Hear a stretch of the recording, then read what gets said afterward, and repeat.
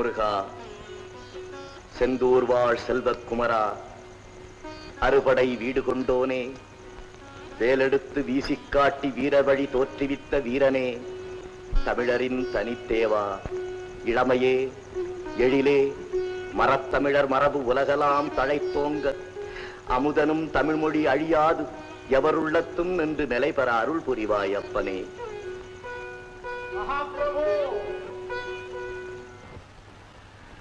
வாருங்கள் தானாவதி பிள்ளை அவர்களே. என்ன அது? மக்கள் மன்னரை காண வேண்டுமா? அப்படியா?